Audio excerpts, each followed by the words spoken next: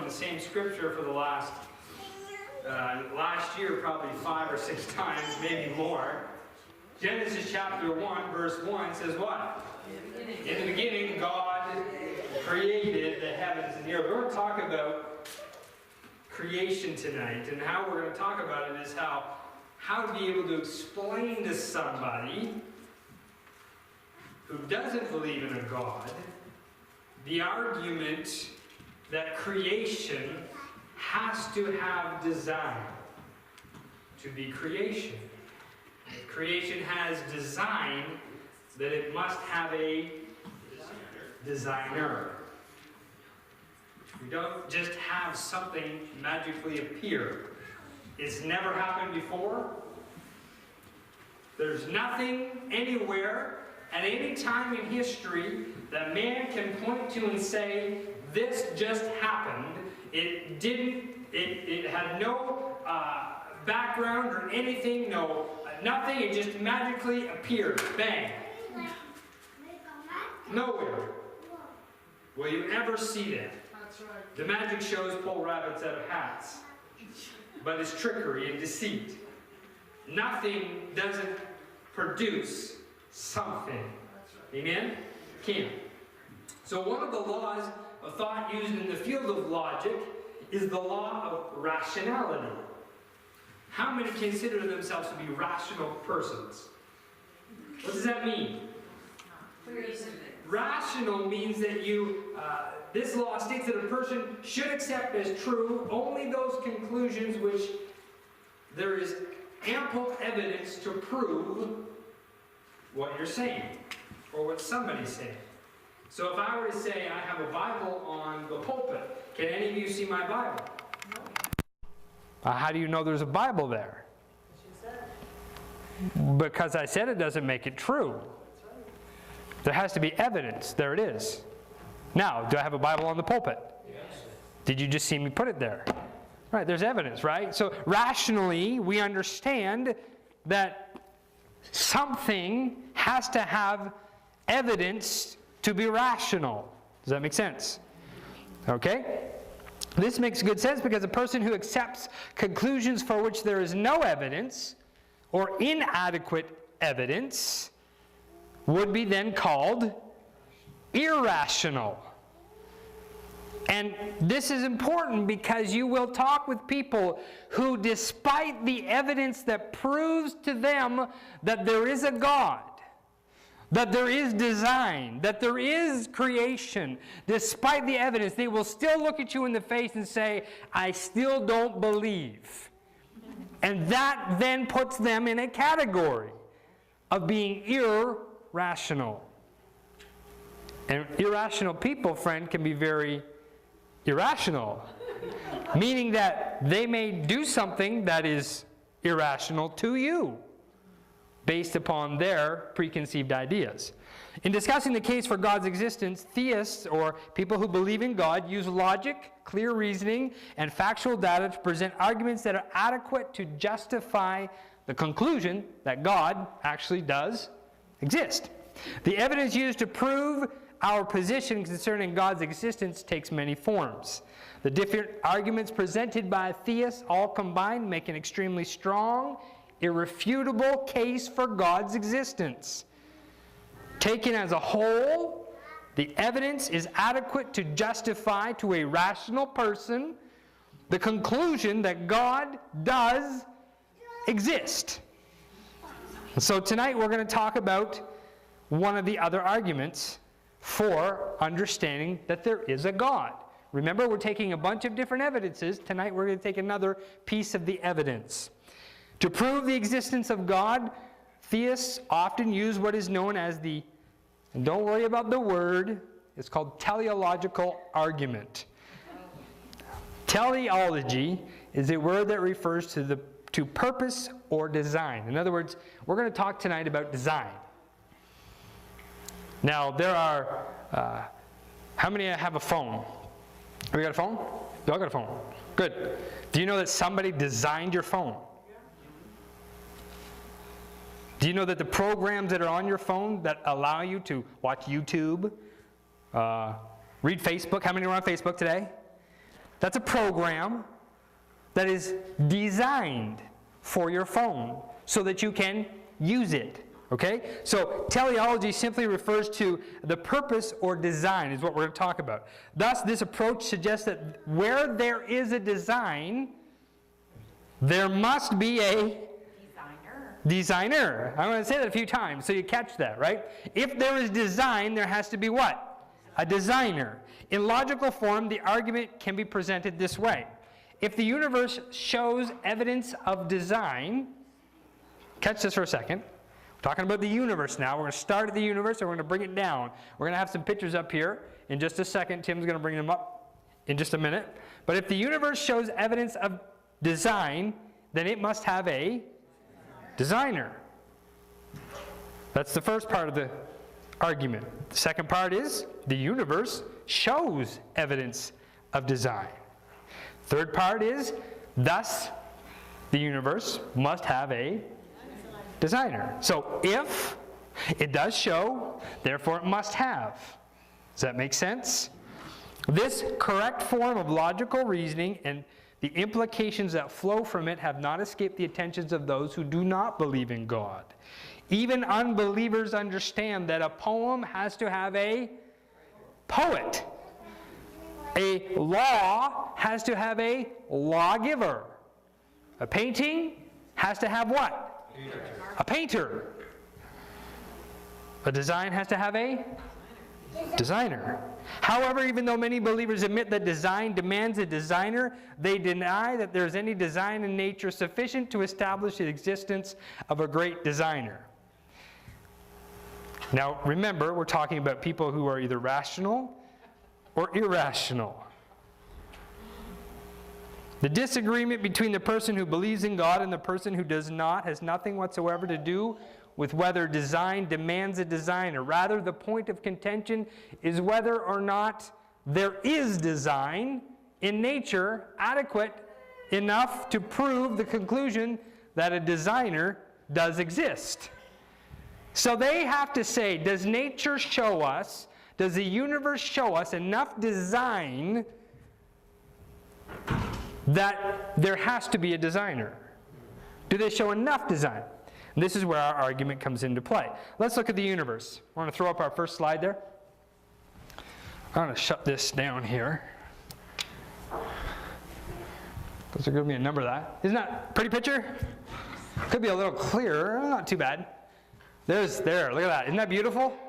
Have you ever gone out at night, beautiful clear night, looked up in the sky, and saw the Milky Way? Has anybody ever looked at it? You ever seen it? It actually does look like that. I've never seen it quite that clear, but almost that clear. And usually quite often when I go out of my house and look up, it's sort of in a pattern across the sky like that or like that, depending on the time of year. That is what's called the Milky Way. Our universe operates using exact scientific laws. The precision of the universe and the exactness of these laws allows scientists to launch rockets up into space, knowing and understanding where they're going to go. Such precision and exactness allows astronomers to predict eclipses many years in advance before they happen. We just had an eclipse when? On January 31st. They were predicting that and telling us that months and months and months ago. How can they do that? Based upon the fact that they know when the sun is moving, the earth is moving, the solar system is moving, they understand the speeds that they're going at, and they can tell you at this particular time, at 8:11 on the 31st of January, the eclipse ended. I remember that time. And I watched the eclipse happen. They can tell you when Halley's Comet's coming back. I remember it went through a number of years ago. And it won't be back until, I don't know, 2030 or 2040 or something like that. The precision, complexity, and orderliness within the universe are not in dispute. But while atheists willingly admit that there is complexity and even order, they are not prepared to say that there's design to that. Okay? Because if they say there is design, what happens? There has to be a designer.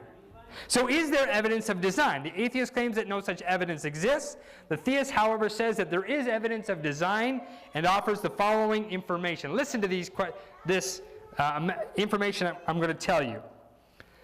We live in a huge universe.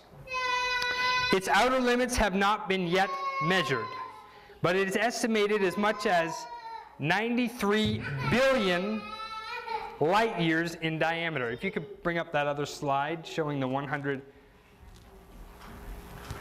Now that's just our galaxy. That's 100 million years, light years. Now how much is a light year? How far does light travel? How far does how far does light travel? Well, light travels at 186,000 miles per second. Okay? 186,000 miles per second. Now figure out how many seconds there are in a year. And that's 1 light year. Okay? Are we talking big scale here, folks? We're talking really big scale. So there are an estimated, that's just our Milky Way. There are an estimated 2 trillion galaxies in the universe and innumerable stars. Our Milky Way galaxy is one of those trillions. Our Milky Way galaxy in which we live contains over 300 billion stars. That's in our galaxy. It's so large that even moving at the speed of light, it would require 100,000 light years to travel across. Can you imagine? That's crazy.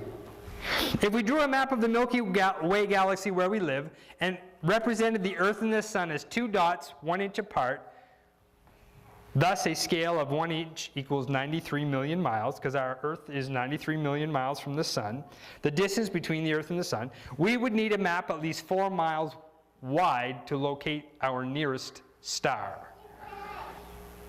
Did you catch that? And then we would need a map that's 25,000 miles wide to reach the center of our galaxy. That's huge. It's beyond our understanding. We live in an absolutely huge universe. Bring up the next slide, Tim. Oh, no, not the sun. Go back to, there's a couple more on the universe.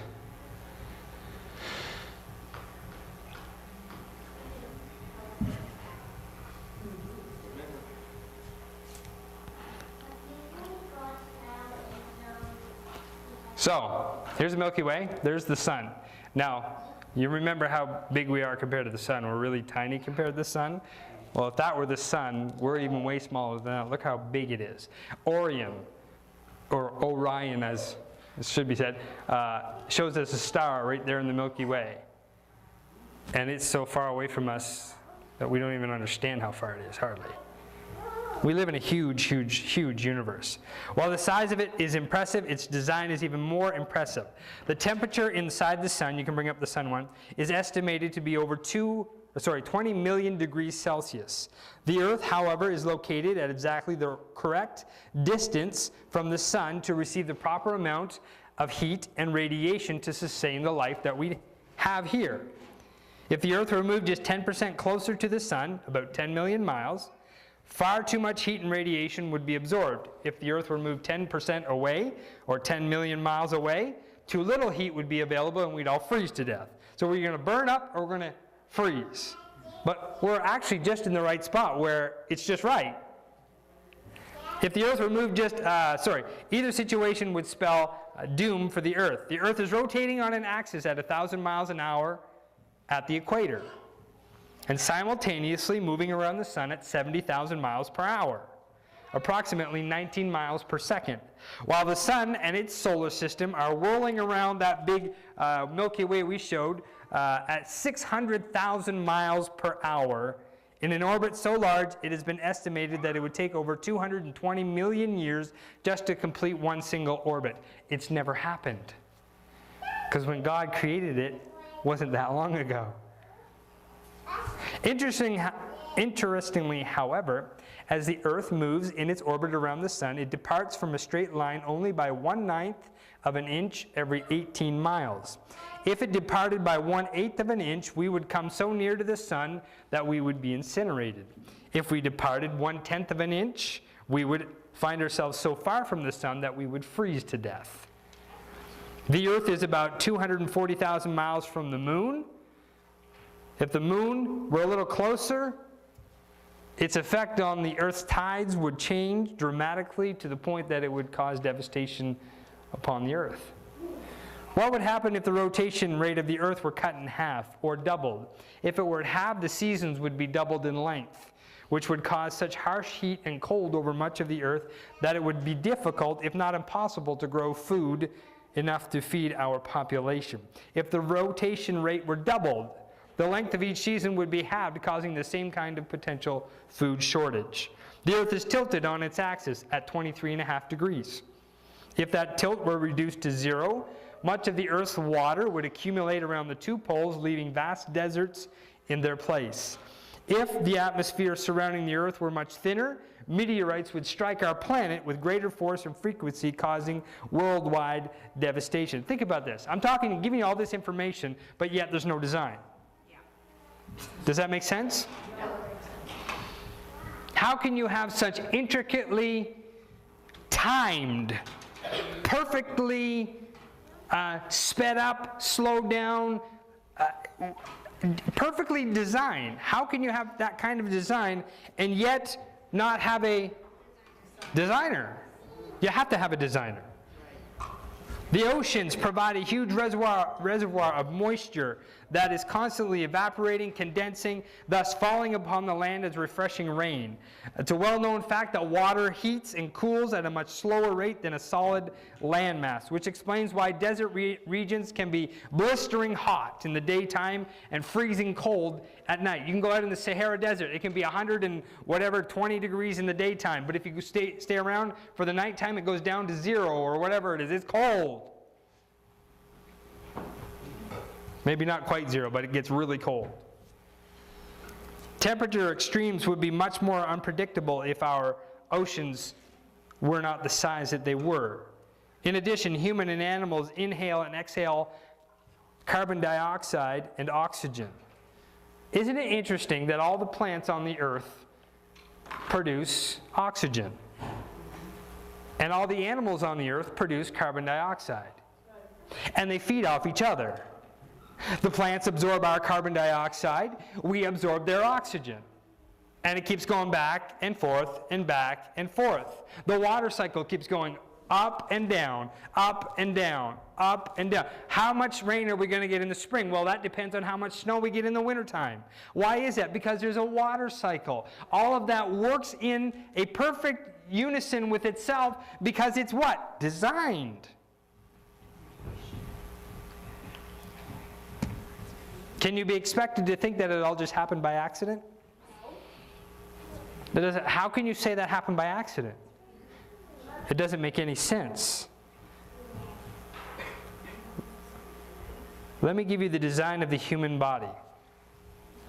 Many years ago, the ancient scholar Augustine observed that men go abroad to wonder at the heights of mountains, at the huge waves of the sea, at the long course of the rivers, at the vast compass of the ocean, at the circular motion of the stars, and they pass by themselves without wondering.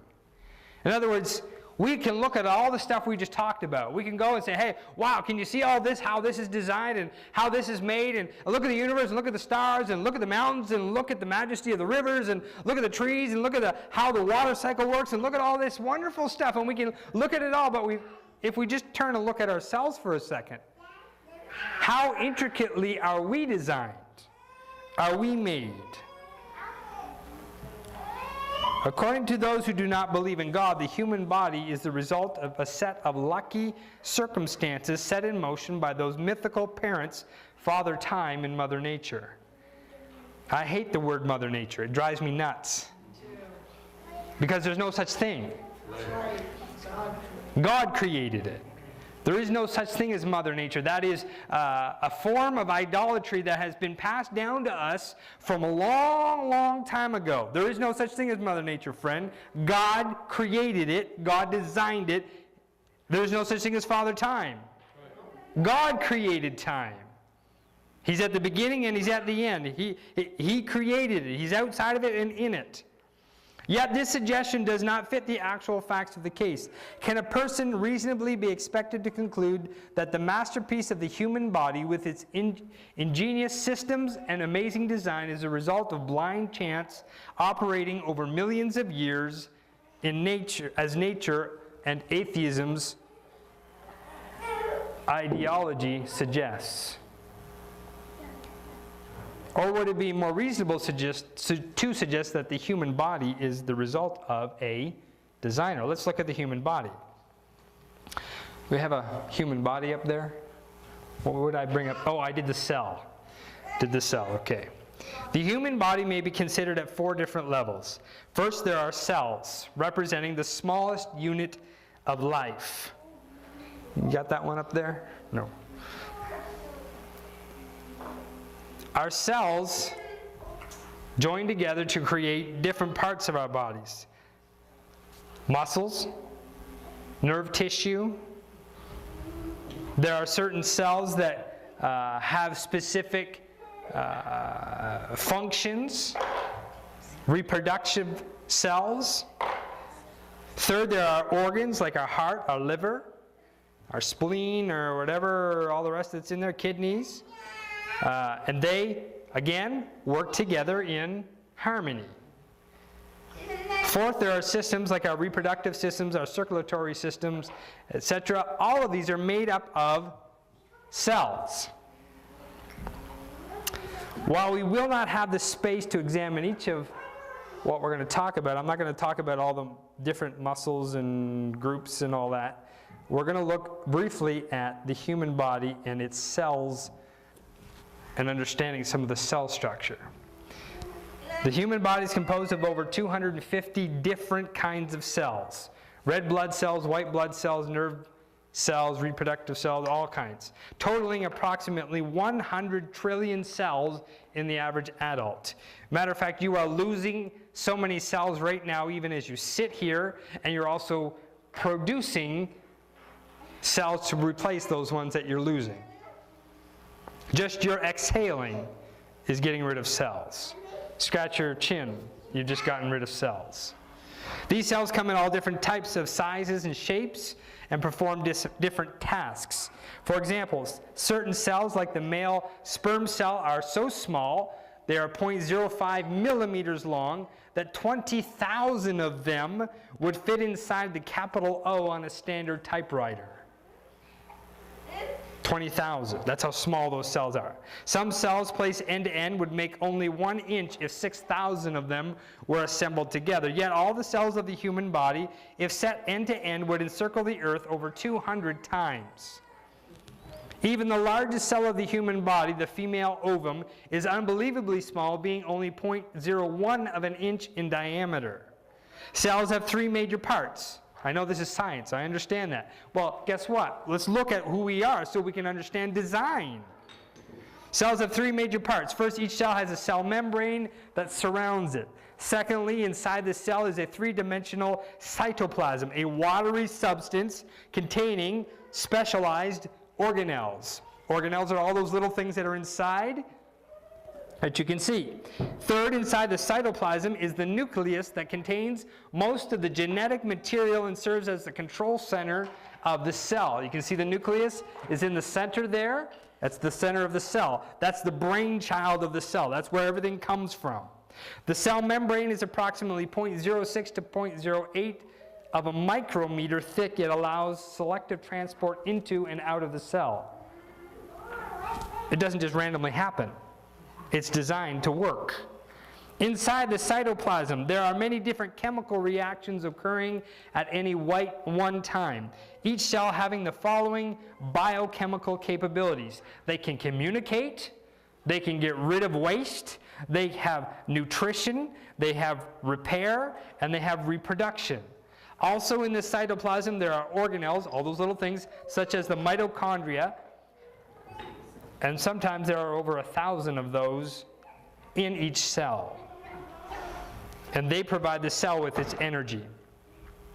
I'm not even going into some of this. This is stuff I studied with Tim for science. The nucleus is the control center of the cell and is separated from the cytoplasm by a nuclear membrane, essentially a double plasma membrane. Now I want you to think about this. You have over 100 trillion cells in your body. Each one of them is designed in this particular manner, very similar, and has this kind of capability in it. Now think about this. We'll get there here. I'm going to go a little further. Within the nucleus is the genetic information of the cell. Anybody heard of DNA? You've heard of DNA? Yes. DNA is deoxyribonucleic acid. DNA sounds really easy, doesn't it?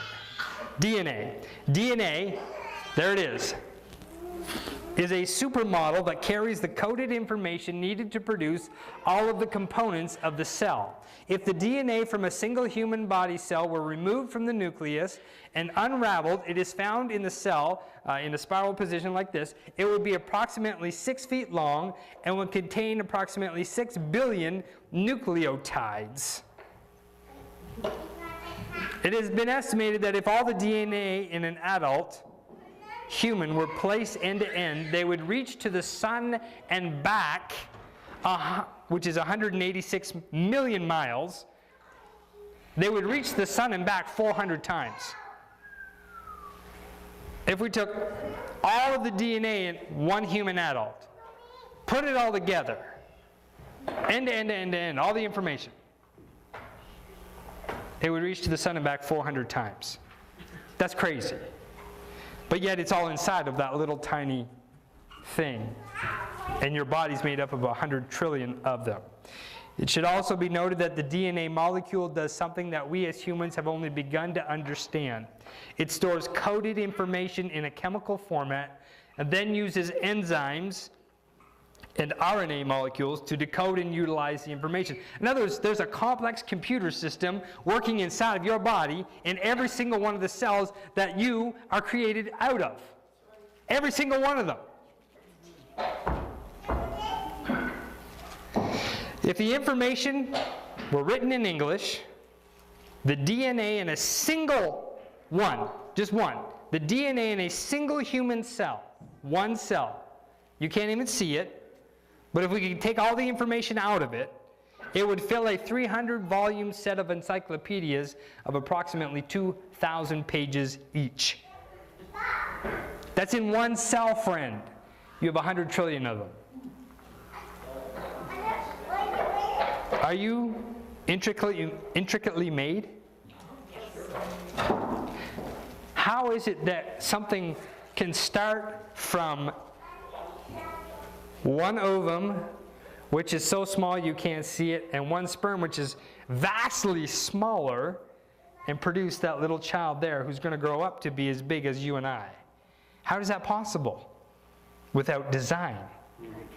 And if there's design, friend, there has to be what? A designer. There has to be. I'm going to skip through some of this here.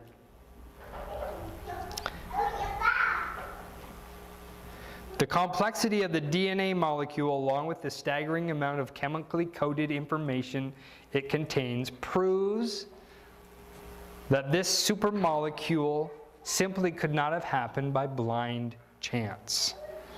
An intelligent designer is demanded by the evidence. That's just the human body. How do you explain that without understanding that there has to be design? Let's look at the design in the animal kingdom. Got my bird up there.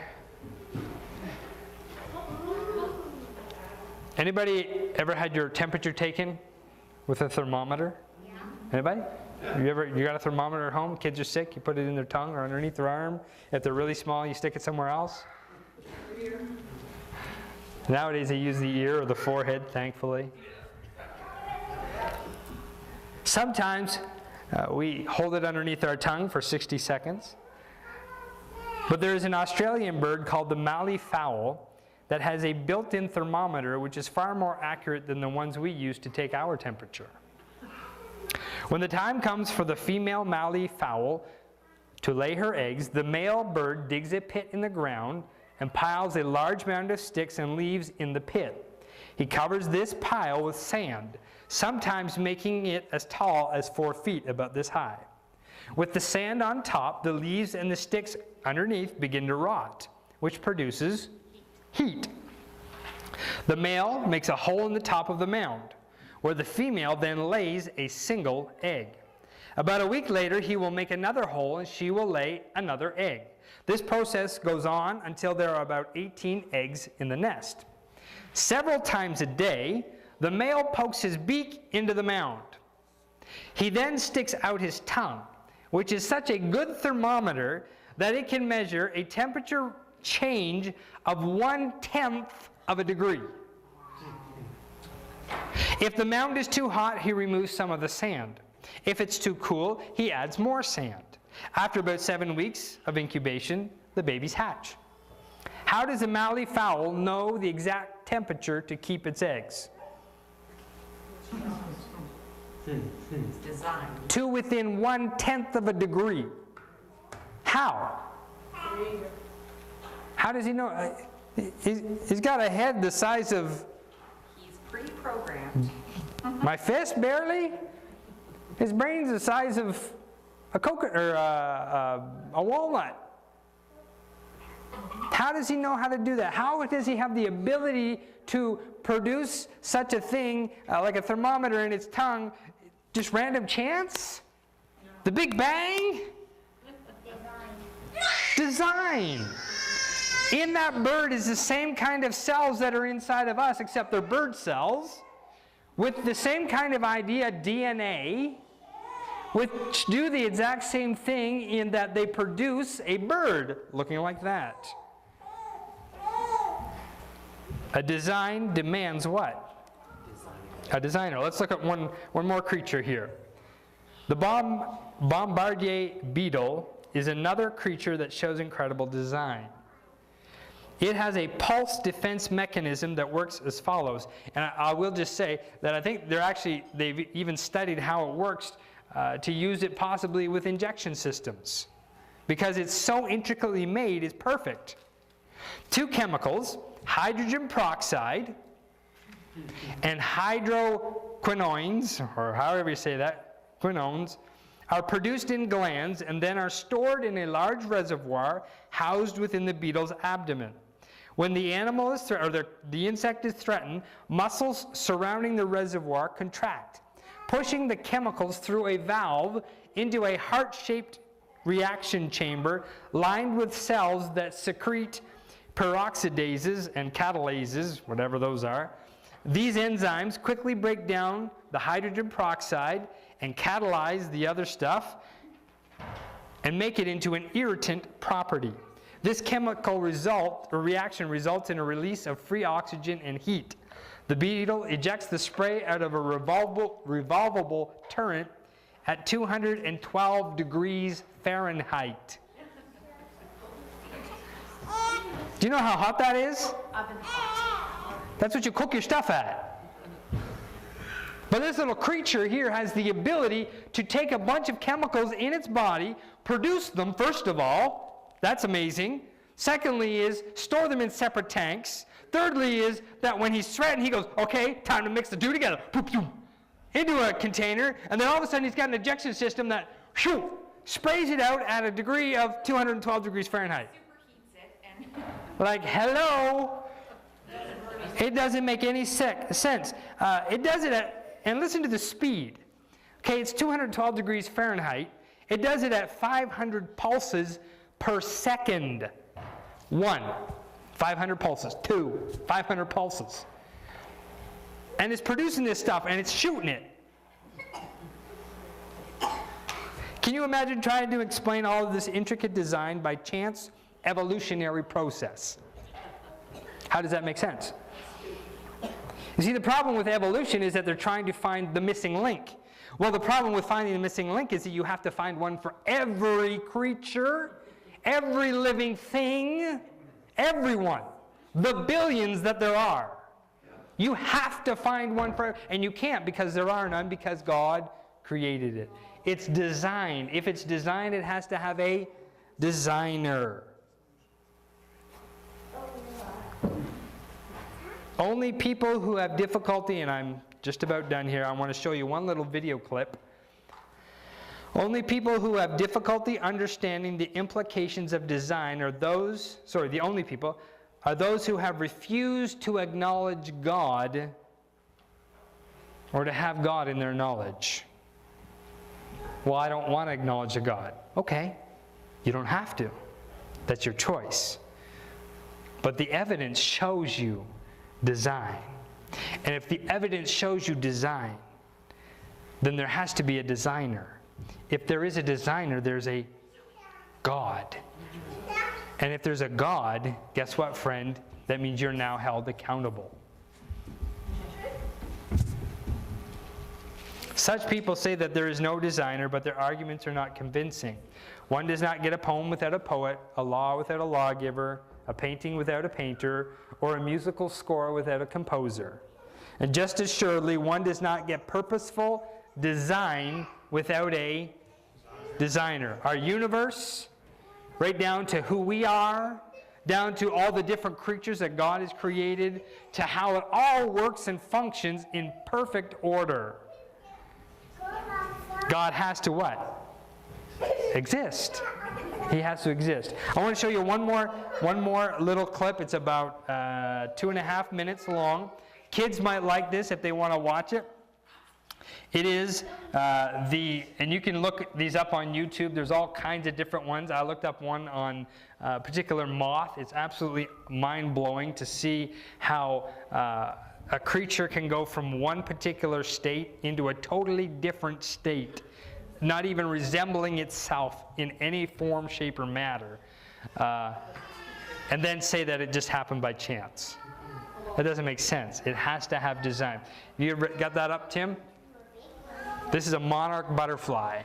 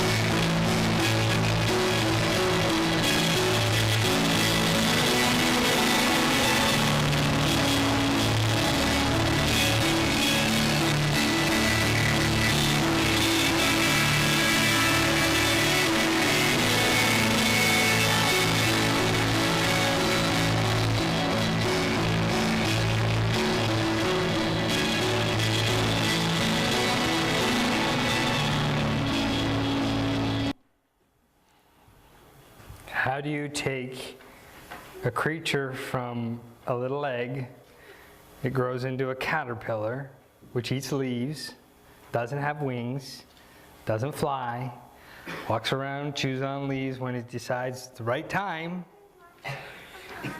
It decides to make itself a cocoon, puts itself inside this cocoon, and inside the cocoon it does a magical transformation. It just happens. No, it doesn't just happen. It's designed to do that. And it turns into a butterfly. You can look up the something atlas moth. Absolutely gorgeous. I think it's more prettier than even the monarch as far as its colors and its schemes. Beautiful, beautiful design. Somebody says it all happened by chance, by accident, by a big bang. Take them to the idea that, hey, let me show you what our universe is all about. Let me show you what you're all about. Let me tell you how many trillion cells you have and what they can all have inside each one of them, and how you can do all the things that you can do, and how creation or nature shows us design and intricate design, and how it can do the different things that it does. We only looked at how many tonight? 3. How many creatures are there out there? Millions and millions and millions and millions. And yet, they all have the ability to reproduce themselves and keep growing. Amazing design. Let's stand. We're not going to go through the questions. I'm giving you that. That is just a rundown of what I just went through. But if you want to look through the questions, you're more than welcome to use them as a guide for you to learn a little bit more about what we just talked about tonight. Any questions?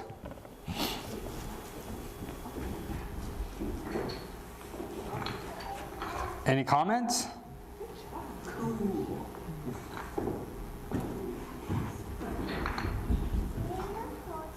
He's an amazing God. He is an amazing God. What'd you do?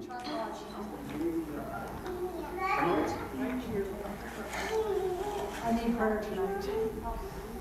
Well, why don't we close in prayer, and while we do, we'll, ladies, if you want to come over, pray with Penny. Get you that. Both of us are back. Well, we can pray for you too, can't we, Christy? No. Don't make